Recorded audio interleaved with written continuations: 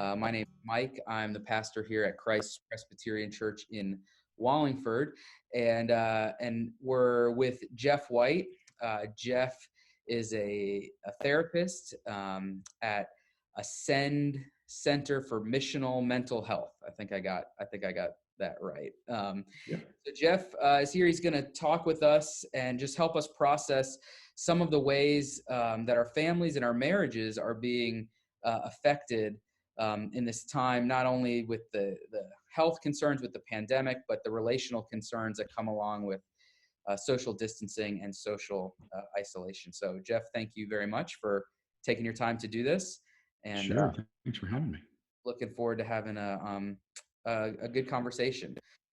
So really, some of the things that we've been thinking about and talking about is how this this new normal has been such a significant disruption in every area of our life, in our physical routines, kids not in school, people not working, but also, it's causing a disruption. It can cause a disruption relationally as well in our families and in our marriages, and so. Just kind of trying to think about that. I think one of the areas, at least in my family, where we're experiencing that, and I think some other families too, is that, I had our kids have their routine going to school. My wife had her routine and what that meant, and I had my routine, and those things never really crossed paths, between 9 a.m. and 5 p.m. And now they're all jumbled up into one house, and we're trying to create a whole new routine based on all of these things. And so it's not easy. It's hard. It's a struggle. And so I just was wondering if you could kind of speak to that dynamic and how you're perceiving it, and maybe what you would share with us about that. Sure. Thanks.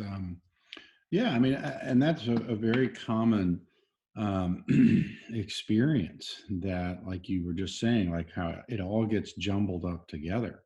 And, we historically, or at least, normally, if you will, we've been able to have, each, the husband and the wife, they've been able to do this and they do this and they, collaborate, but they do it in a way that's sort of been created, like they've talked about it. They've got this set up, and sometimes, most of the time, they've been doing it similarly for quite some time. And so they're used to having, their routine. They're used to having, that what you talked about, between 9 and 5, and now that's forced for, we're all sort of forced to be together. Right. And that's certainly the same in my home, and I think it's similar in many homes. I've had talked to many people over the last 3 weeks that there's this common kind of theme where, this is going to be fun. I'm it's a hard situation, but this is, there are some great opportunities. And then, every week it seems to, well, this is really getting harder and harder, and this is getting old, and I miss my old routine. And so there's definitely a lot of adjustment that, we're all having to go through. But my general thought on, how do we manage this is to think in terms of creating an open dialogue, Yeah. between the two partners, and just having them discuss, not only what they want, but also what they're thinking and what they're feeling. Um, and I think that what that's going to create for a couple is, something that frankly a lot of couples struggle with, which is a deeper emotional connection, Mm-hmm. and just the willingness to kind of share your internal world, what you're thinking, what you're feeling, how you're doing with all of this, with one another. And so even at that kind of executive level of the family, between the parents, they are able to figure out ways to be for one another, to be supportive of one another, even in the midst of a very difficult time. I think there's some variation in terms of, probably lots of factors go into that, like the type of work that, the partners do. Certainly there's probably some room for personality and just overall preference. And another big issue is how much space you have. Right. Like, how much square footage do you really have to kind of create separate worlds? Right. And that's obviously not just with the parents, but if you have multiple children at multiple grades, doing multiple lessons and working on multiple, kind of levels of academic work, having space would be really helpful, but sometimes that's not available. Yeah. And so I think, each family has to, really look at, okay, what is our situation? And in a collaborative way, figure out what's the best we can do, for our family. So anyway, that's my initial thought. Yeah, no, that's good. One of the things that we've talked about, even in an earlier conversation, is that this situation, this outside pressure, the pandemic, the change, it's not. So certainly, there's new realities that we're dealing with, but also it's not necessarily that we're all just dealing with new issues, but kind of this pressure is making some of those issues come to the forefront or Right. highlighted more significantly. And I Right. think what you just said about communicating um, what's going on in your inner life and your needs and things like that. It can be easy when you're in those routines. Like I leave at this time, I come home at this time, and you kind of get in this, you know, almost like you're running an organization rather than having a marriage. But now we're all like, we're, we can't, we're married and we're right here. I mean, uh, how can we go from maybe not being very comfortable discussing what's going on in our inner lives and we maybe haven't shared that with our spouse to now being in a situation where it's almost essential to do it. It's scary to take that step. How can we Yeah. think about making that transition and sharing those things? Yeah. Well, I think you definitely have to accept, um, that it's going to be uncomfortable. Because, like the scenario that you're describing, which I think is, accurate, and for a lot of people, really heading into those sort of, taking the relationship into that next level of depth, is not something that, a lot of folks have experience with. And so, and that's something you see in, obviously in marital and family relationships all over the places. It's easy to get it's easy to get stuck in sort of this homeostasis or this kind of equilibrium where everything just kind of, this is our normal, like you've got your world and I've got my world, and here are things that we talk about and here are things that we don't, here are feelings that we talk about and here are feelings that we don't share. And so I think, part of it is that we just have to accept on the front end that this is going to be uncomfortable. And and then we have to understand, okay, what happens to me? Each person has to look at themselves in the mirror and say, what happens to me when I get uncomfortable? Mm. Yeah. How am I most likely to, you know to either, forget to be loving or fail to be loving? How am I going to, how does this prompt me to the situation, trigger me to be sinful towards the other person? Sure. Certainly can be a concern as well. So I think that's a really important issue, is understanding, one, that it's going to be uncomfortable. Two, understanding how do you respond when when you're uncomfortable. What's the most likely things that you're going to do? Are you going to retreat? Are Mhm. you going to go into yourself? Are you going to attack? Right. Those types of things. And then I think you have to prepare to do something different. You have to create some alternatives. And so, just, one example would be, if you know that, having a conversation that, requires you to be more vulnerable is going to take a lot of energy, a lot of just risk. If it's going to feel risky, then what can you do right before that interaction Mhm. to help calm your mind, to help to help you stay physiologically calm. Right. And so, is that prayer? Is that taking a walk? Is it both? Is it, there's all sorts of things that we can do to just better, regulate ourselves. Right. And I think keeping that calm physiology, I think, is absolutely critical, especially when we are called to do something that's uncomfortable. Sure. And I think a lot like what we're describing here is a place where people are going to feel uncomfortable. Yeah. Yeah. I think part of that uncomfort or discomfort is also not just that the routines get messed up, but I was talking to someone the other day, and I was saying, we were talking about how there's a dynamic that you have with your coworkers if you work outside of the home. If you're in the home, there's a dynamic you have as are with your children or whatever you're doing inside the home. Right. And the one as husband and wife, we don't always get to see that.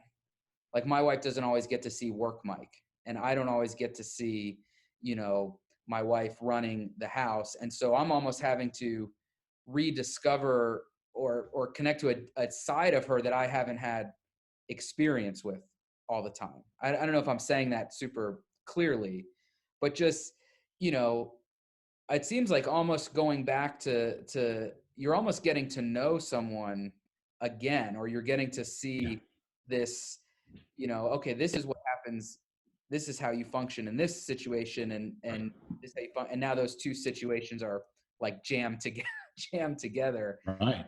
And Right. there can be some surprises there, I think, Yeah. that can be difficult to know how to process all the time. Yep. Exactly. Exactly.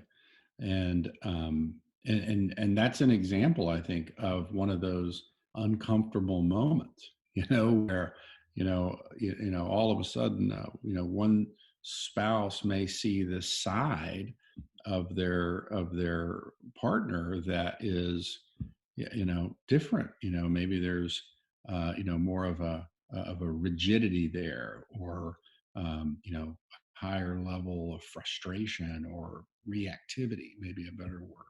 Right. And and they're not used to seeing that. They don't know how to make room for that part of this other person. Yeah. So I think that, again, that's part of what happens when you try to cram more into a limited space. Is it gets cramped in there, and but you also have to allow each part of each person to come out. In Right. other words, to find a way to acknowledge and appreciate who they are. Now, that doesn't mean that allow them to knock over tables, or that there's just a license to do whatever you want. Sure. But it does mean understanding that you are going to see some parts of the other person that you may not have been seeing much of, or may not even know exist. Yeah. And so I think that I don't think it's, again, I'll come back to that same idea of just the importance of dialogue, Hmm. and the importance of, within that dialogue, feeling free to lodge concerns Hmm. and lodge complaints. Yeah. There's not real any evidence to suggest that complaining leads to marital problems. Complaining is a pretty normal part of marital relationships. And now complaining gets a bad name, because it's usually blended in or merged with the concept of being critical, Right. which is problematic. Right. And so we're talking about someone having a concern as something that they're noticing, and something that they want to hear about from the other person. So again, it goes back to the importance of dialogue. Sure. And I know, when you're talking about making room for those, or spaces for those complaints, or the that different side of that other person, I think, you know, when, you've helped April and I, and April and I have talked with you. And I know one thing that you had talked to me about was, I almost have to be aware of how much space I take up, not just because I've been eating the quarantine snacks all this time, but like emotional space I take up, Yeah.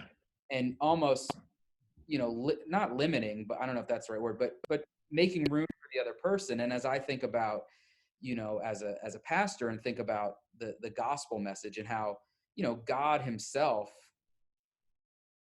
not limits him, I don't want to get in myself in all kinds of theological trouble here, but God himself takes on flesh. Yeah. He makes sacrifices for us. And Right. that the kind of the theme of the Christian life is this idea of grace.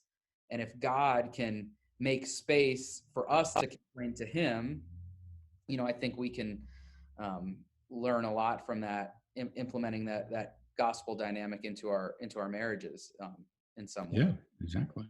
Um, Yeah, I mean, conflict always brings out, I mean, it's always hard to go through, but, often it brings out some really good, outcomes. yeah, It has a refining ability to refine and to help us, help sanctify us right, if we're willing to look at ourselves and right, if we're willing to look at, what we contribute and maybe even where that comes from. right. So having that ability to not just be deferring or defending yourself all the time, but almost owning that, hey, I could possibly be a problem here, and Yeah. I need to have the courage to be able to face that. Um, Yep. so what kind of, I think that's really helpful for spouses. And one other, as I'm experiencing and talking with people, I think one other dynamic that complicates things are kids. And as much as we love our children, and in some ways, I think all of us would say it's been a gift to be able to have the distractions removed and to spend this time with our families. But it's hard. It's hard when their routines are messed up, Yeah. and they don't maybe have the emotional maturity to be able to express, articulately what they're feeling, but they're definitely feeling some disruption. How is there anything you could share with us to help us think about engaging our kids with some of those similar dynamics that you're talking about a husband and wife engaging each other with? Yeah, yeah, and I think it is the same. It's the same kind of concept. I think the dynamics are the same, but the real trick is how do you get, children, and obviously there's going to be some variation based on age, but how do you create, a space and a dialogue, if you will, that they feel like they can participate in? Yeah. And and that's true, obviously between husband and wife, that's going to be true. Like it needs to feel safe for each person. Mhm. In other words, they need to feel like if I'm vulnerable here, if I share something, that's internal to me that may not be known to the other person, I have to feel like I'm not going to get whacked for it. Right. And I think that's even more so the case for children. They have to feel that they can share something or not, Right. and that it's safe to share and it's safe not to share. So just off the top of my head, the first thing that comes to my mind is creating that opening, in asking their opinion, asking them to talk about what they're thinking and what they're feeling, and getting their input, getting their perspective, but also letting them not participate, Mhm. and valuing them and communicating it's okay if you don't want to, but then asking again, Yeah. at the next opportunity. Yeah. That doesn't mean 10 minutes later, but Right. it means, over a long period of time, not necessarily, a year, Mhm. but, more than a day or something like that. Like letting your children know that you really want to know what's, um, what they're experiencing, what they're going through, and you don't really want to fill in the blanks for them. Right. And the best way to communicate that you don't want to fill in the blanks is to not fill in the blanks for Yeah. them. right. which, a lot of times as parents, it's just so tempting to ask leading questions Hmm. and to kind of ask yes, no questions, like, aren't you feeling blah, blah, blah, blah, and, and we mean so well, we're trying to get them to open up. We want to help carry their burden for them and, be sensitive to what they're experiencing. But it's so much more valuable when they feel safe enough to express that for themselves. Yeah. Yeah. And I think I know with myself, sometimes I'll ask those leading questions because I want to hear my children say that they're fine. I don't, Right. scary for me to think my child might be anxious or might be scared or might, Right. and so it's almost like that. Then in that moment, those questions become more about me than about them. And Right. so it's helpful to, remember that they need the space as much as I do to be Yeah. able to process in a way that their love and acceptance isn't hanging, in the balance, Right. Right. which again, I think goes back to that kind of um, gospel dynamic in a family that, Yeah. we are free to complain or voice our fears and anxieties to God because he has already accepted us. Right. Uh, Exactly. so I appreciate it. I think this has been, really good things for us to think about, kind of at that heart level, Yeah. Yeah. because I think we could try all kinds of strategies or, hey, lists, but if we don't understand the controlling dynamic, it's, gonna kind of end up in the same place. Yeah. Yeah. So Exactly.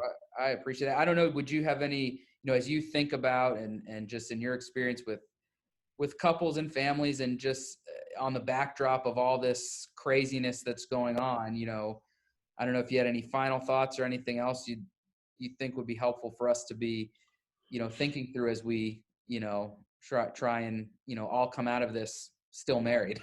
Yeah, yeah, exactly. Well, the only thing I would say is just a common, technique that I have a lot of couples do. And it is really a technique designed to um, protect against external stress. And the reason I bring that out is, really obvious, right? We have this external stressor, Right. and it's out there, it's on the outside of our houses. And so we're staying in our houses. Right. And, That's why we're but not it's together just, right yeah, exactly, exactly. But that's, it's a real simple technique, and historically we do this, between spouses, but you can add your kids into this so easily. But it's just a simple question. It might take 5 to 10 minutes at the end of the day. You could do it at the beginning of the day, but it's just real simple. But you just ask each other a question. What was the most stressful part of your day? now. Yeah. And that serves as a prompt, and it lets people ask, respond at whatever level they feel comfortable. Right. And so, and especially if that becomes more of a pattern in your family and in your marriage, then that becomes a safer place slowly but surely. Yeah. So that's one thing I think would just be finding a ritual where and I mean a specific time and place where Yeah. you can ask one another that question and gain support. It's not the time to hire a consultant. Right. In other words, it doesn't have to turn into a 2 hour, let me fix all of your problems, but it's a time of just sharing concerns. Yeah.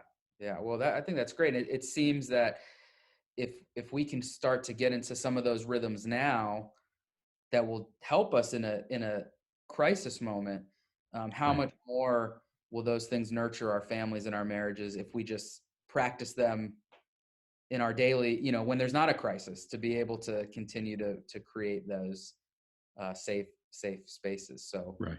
And um, the only other thing I would add, and I really believe this, like, as hard as this period of time is for everybody, for all the reasons that we've discussed, I don't think most of us are ever going to have a time um, where we get such natural, prompting, situational prompting to work on our marriage and our family.